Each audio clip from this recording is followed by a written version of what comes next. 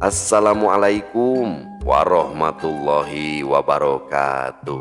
Sampurasun wargi dulur baraya sadayana, tepang dangu deui sareng simkuring Mang Ian dina acara anu maneh nyaeta Dongeng Sunda Zaman Kiwari ala Kiwari anu nyaritakeun lalakon kahirupan mangsa bihari atanapi kabaheulaan. Kumaha dararamang palawargi sadayana? Atau mugi aya dina ginanjar kawilujengan rahayu berkah salamet amin ya Allah ya robbal alamin. Dina wangkit ieu simkuring sejamidangkeun hiji jejer carita anu judulna Ratu Jin Toloheor karya Kang Rompis II. Kumaha lalakon anu salajengna ieu Ratu Jin Toloheor sareng Nyi Mimi ulah kemana-mana tetep di channel Kisah Tanah Sunda.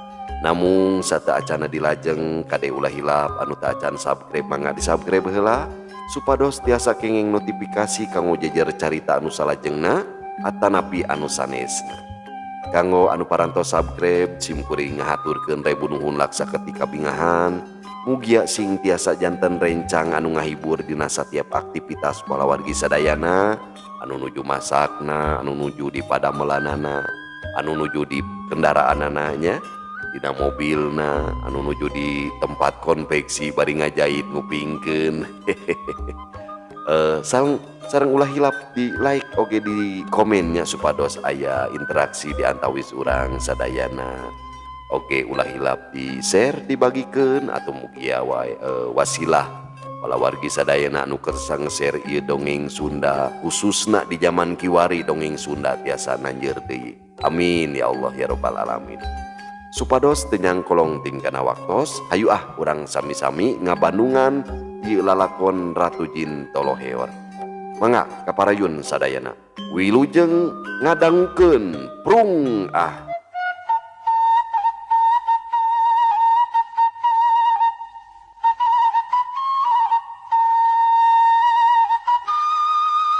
Iran ngebrehkeun sagala pamanggihna.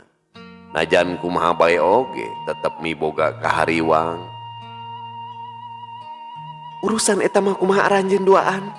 Rek iraha atawa rek dikumahakeun oge si Mimi. Kuring mah seja nyerenkeun. Ngan kuring oge moal gaplak ka aranjeun duaan. Cek enden Aning bari ngodok sakuna. Bro nunda duit dina palupu. Panon si Jarud jeung si Gundil barunceli ningali duit anu gede pisan pangajina teh. Mohon Den, kan serenkeun bae kapun Mang duaan. Walon si Gundil rikat leungeuna ngarawatan duit dina palupu. Heuk, kuring nungguan hasilna. Ayeuna kuring arek balik bisi jadi penyuriga batur. Cek Den Aning deui bari nangtung, laju ngaleos ini tidinya. Sanggeus Den Aning jauh tidinya, pok bae si Gundil nyarita. Jarud, ieu duit urang bagi dua. Tapi cik kumaha carana sangkan pagawean urang lantip teu katahuyan ku urang lemur. Cek si Gundil bari mikeun duit ka si Jarud. Duit gentak bae dicokot ku si Jarud. Deui jalan Kang, lintang ti dibawa kanu jauh ti lemur dina mangsa puting. Mun bisa mah dibawa ka leuweung naringwul. Temal si Jarud mere wewengan ka si Gundil. Tah, arek pisan pamikiran teh euy. Dewek satuju pisan ye. Tapi nah arek langsung dipiceun gitu atawa arek dipateni. Lamun dipateni mah aduh lebar temen sakitu gada moal pan Nyi Mimi teh. Untuk dipateni atuh Kang. Bisi ngariwaan ke ka urang. Piceun bae di leuweung ngan samemena urang kokos heula kuduaan. Aya ku tegep otak si leing teh Jarud. Keun dewek anu bakal mitameyan mah ngokos Nyi Mimi duh moal teu ngalemod eta matak moho. Si Gundil ngagak-gak seuri ka cida panujuna kana omongan baturna.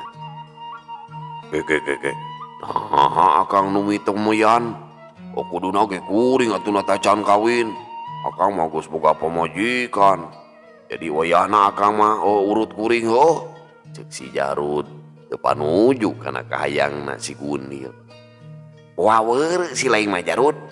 Dewek geus pangalaman kana ngokos bikang mah. nu hartina kudu dewek heula nu ngokos Nyi Mimi. Panon si Gundil muncereng ka si Jarud. Tuh bisa Kang. Ulah sok licik atuh, ulah cilimit. Ajan urang sosobatan, tapi perkara bikang mah atuh beda urusan. Jadi wayahna kuring heula nu ngamimitian. Tangkuraksi ya, sarua jeung nangtang gelut atuh ka dewek ha. Setan alas. Si Gundil ngakidir nafsuna. Asa kaunghak meureunnan ku si Jarud. Aya bayana Kang, pikeun si Jarud mah moal mundur sasiku moal ngejat satu nyang beas. Hayulah, urang para ijen. Cek si Jarud panuna mureleng ka si Gundil. Wah, ayo sia, urang galungan di luar. Pokna si Gundil bari jeleng luncat kaburuan. Kitu deui si Jarud, ngagajleng kaluar nuturkeun si Gundil atuh ker duanana tarung ragot nakeranan. Merebutkeun perkara nu tacan karuhan. Kacaturkeun Ratu Arum, manehna mah arang langka aya di imah, gawena ukur ngatrok jeung Nyi Iting, lamun aya pigaweun osok babarengan can pernah sosoranganan. Sabenerna mah Ratu Arum horeameun ngalayanan lalaki nu ngarabul. Datang ke imah Ambu Esin. Sabab Ratu Arum di alam manusia lain hayang neangan lalaki, tapi nganter karesepna ngablu kamana badeosna. Lantaran di alam manusia mah loba nu narik ati pikeun Ratu Arum, mineng manggihan kajadian nu matak helok pikeun dirina. Hal ieu pisan nu jadi pangbebetah pikeun Ratu Arum. Nu matak kajeun nu datang jalma jegut, Ratu Arumah tara katarik, teu kurang nu daratang miboga rupa gandang ketut anak pangagung, anger bae Ratu Arumah teu daekeun. Dina hiji poe, Ratu Arum jeung Nyi Iting keur mapai-mapai sampalan ngasruk ka pakebonan, nu maksudna mah keur ngaluneur neneangan lalab rumbah, di mana ge bari markel sangu itung-itung bari botram. Mimi, lamun geus nepi kebon Mang Ahim, urang reureuh heula bari sakalian ompreng. Wing tadi teh teu sasarap. Beuteung geus karasa lapar ieu teh. Ceuk Nyi Iting ngarandeg heula. Sarua uri wing ge Iting, tacan kararaban kejo kakarek bubuy sampe 3 bukur. Walon Ratu Arum panonna rurat reret ningalian ka sakuliah kebon. Wah pagah ilaing mah Mimi. Dahar bubuy sampe oge sarua sia sasarap atuh. Teu kudu ku kejo wae. Beda sia Iting bubuy sampe mah heuras jeung harideung kana sungut. Ke. Nah make jeung hareuras sarta harideung kana sungut. Apan kapan bubuy sampe mah sakitu muruh muihipuna. Ceuk Nyi Iting asa teu ngarti ku omongan Nyi Mimi. Nu pajar bubuy sampe teh heuras. Nyaho sia yang teuing sia Mimi Iting. Pokona mah teu ngeunah di daharna bubuy sampe mah. Ongkohan harideung oge loba lebu kana sungut. Tema Ratu Arum bari geek diuk dina jukut. Asap ku poekeun uing mah. Nah aku mah ilahi ngadaharna atuh Mimi. Dahar sampe tapi sungut pinu ku lebu. Nyi Iting kacida bingungna ku sabab ukur ngadahar bubuy sampe tapi ari sungut pinu ku lebu. Nya kitu we sia Iting. Dahar bubur sampe bubur di aing. Dahar bubuy sampe mah dicapek. Pilaku ilaing teu apal. Ubelet ilaing mah. Wing ge ngarti Mimi palbadinya nama. Maksud wing teh ngadahar bubuy sampe mah. Eunah teu dipesek heula cangkangna. Dasar bodoh. Molot ilaing mah Iting. Karena ge bubuy sampe atuh geus asak mah langsung didahar. Tapi geus urang ini keburu menterang manten. Pokona mah teu hayang deui uing mah ngadahar bubuy sampe pokona mah. Pokna Ratu Arum bari cengkat. Terus bae ngungkug teu malire ka Nyi Iting. Ke. Eta ka uing nyebut bolot. Sidikan manehna nu botrok. Ngadahar bubuy sampe janji kada waktu dipesek heula cangkangna. Nyi Iting ngutruk sorangan, jung bae cengkat nyusul Ratu Arum nu geus miheulaan leumpang. Heuleut sawatara waktu, Ratu Arum jeung Nyi Mimi anjog ka kebon Mang Ahim. Kebon Mang Ahim gamblung keneh, can dipacul urut pelak jagong. Teu aneh lamun kebon Mang Ahim sok dipake ngangon domba, kusabab loba jukutna bari jeung hararejo. Lalab rumah oge loba pisan di dinya. Dimimiti lalab Jombang nepi ka Bageulis keur meujeuhna mararontok.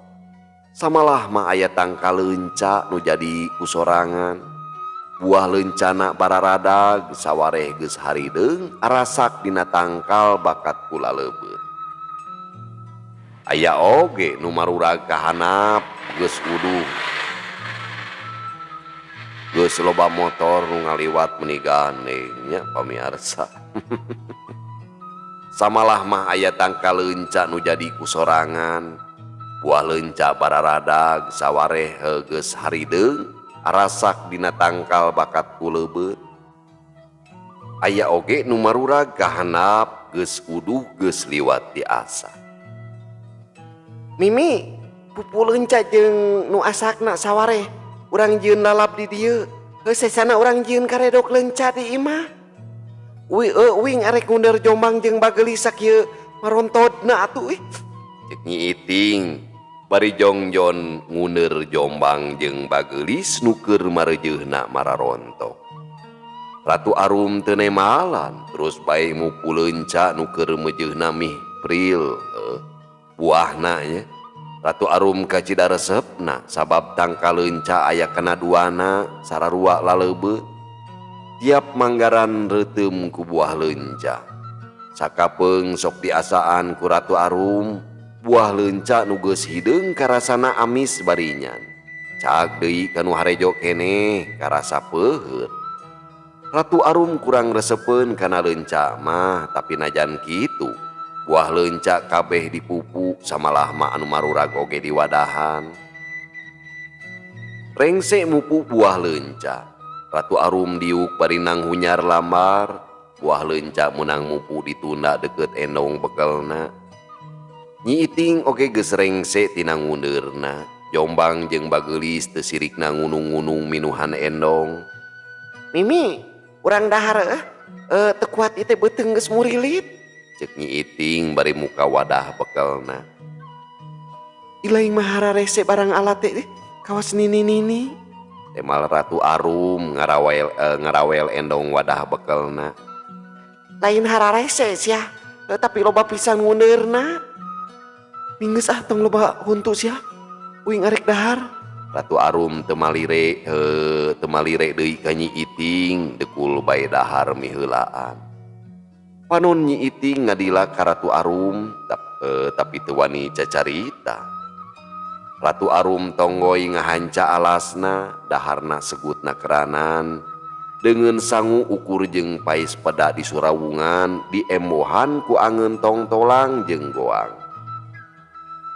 Dina waktu nungan sakedeung, Ratu Arum geus rengse daharna, regot nginum. Nyi Iting nepi ka buncelik sabab manehna mah karek-arek ngahuap, tapi Ratu Arum daharna geus cacap. Kapina-pina teuing dahar teh Mimi kawas diudag-udag ririwa ilaing mah. Cek Nyi Iting panonna mencerong beungeut Ratu Arum. Sok-sok dahar teh montong loba baceo sia. Lamun embung kadiekeun alasna milahur uing hayang kene apanan. Temal Ratu Arum panonna mencerong kana alas Nyi Iting. Menye dasar ilaing mah rewok Mimi. Tara aya kabentetan. Cek Nyi Iting bari ngadekul dahar. Ari Ratu Arum ukur Nyi Kikik seuri. Cik wadah leunca kadiekeun Mimi. Ngeunah meureun leunca dadakan mah. Ratu Arum teu nemalan. Sor bae wadah leunca digeserkeun ka lebah Nyi Mimi. Nyi Iting nyokot leunca terus bae dihuapkeun. Kadenge pating caletruk dina baham Nyi Iting nu keur ngadahar leunca. Ratu Arum tiba ngareret sakedeung lantaran manehna mah geus apaleun lamun buah leunca rasana peuheur. Ngan teu lila di antarana Kadenge Nyi Iting babalongkengan utah uger. Puguh bae Ratu Arum ngaranjug gentak bae tumanya. Kunaon ilaing teh Iting? Nyi Iting teu nemalan, terus bae ongkek-ongkekan bangun ripuh na keranan. Beungeut Nyi Iting pias panuna cirambayan balas utah-utahan. Ilaing mah kacida pisan kawing teh Mimi. Ceuk Nyi Iting bari nyokot cai nginumna dipake kekemu. Nah uing nu katempuhan sia teh Iting. Tingali ku ilaing sia teh Mimi. Tempo dina wadah leunca aya naon. Ratu Arum gancang bae nyokot wadah leunca. Dialak-ilik imeut pisan. Tapi tayana naon ukur buah leunca nu ngajarentul. Tayana naon sia teh Iting? Muntong sok nyalahkeun hakanan pamali? Tema Ratu Arum bari nunda deui wadah leunca. Dasar mata siap mata pedas ya Mimi. Ceuk Nyi Iting bari nyokot wadah leunca. Sanggeus milihan leungeun Nyi Iting ditamprakeun ka Ratu Arum. Henyo ku ilaing sia teh Mimi. Ieu mah tai domba nu geus garing deuleun. Ceuk Nyi Iting deui bari terus cumiduh ngerasa sebel jeung weurel kene. Basa tadi ngabaheum leunca, karasa ku Nyi Iting aya nu meresar sarta bau meledos. Ana disidik-sidik kana alas sing horeng buah leunca ngahiji jeung tai domba nu geus garing.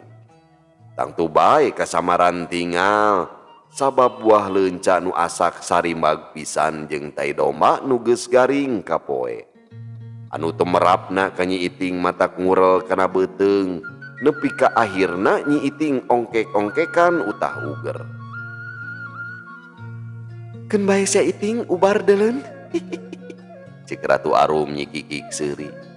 Nyi Iting teu nemalan ukur mencetan beuteungna nu karasa seueul kene.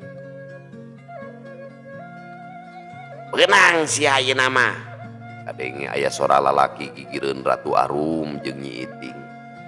Puguh bae Ratu Arum jeung Nyi Iting ngarenyak. Breh katingali aya dua lalaki ngabedega bari nyakelan bedog. Nu tayalian eta teh si Gunil jeung si Jarud nu geus ngintip-ngintip ti anggalna arek ngiwat Nyi Mimi. Montong kabur atawa ngagorowok sia. Lamun maraneh doan hayang salamet. Ceuk si Gunil panuna mencrong ka Ratu Arum meh teu ngiceup. Atra di korona lok-lokan. Si Jarud ngadeuketan ka Ratu Arum. Bedaugna diantelkeun kana beheungna. Nyi Iting awakna ngagibri. Beungeutna ngadadak sepa awahing ku sieun. Arek naraon aranjeun duaan? Naon dosa kuring? Ceuk Ratu Arum teu kaciri tagiwur anger bae tenang. Montong loba tatanya lamun hayang salamet mah. Ayo, maraneh doan kudu milu ka kuring doan.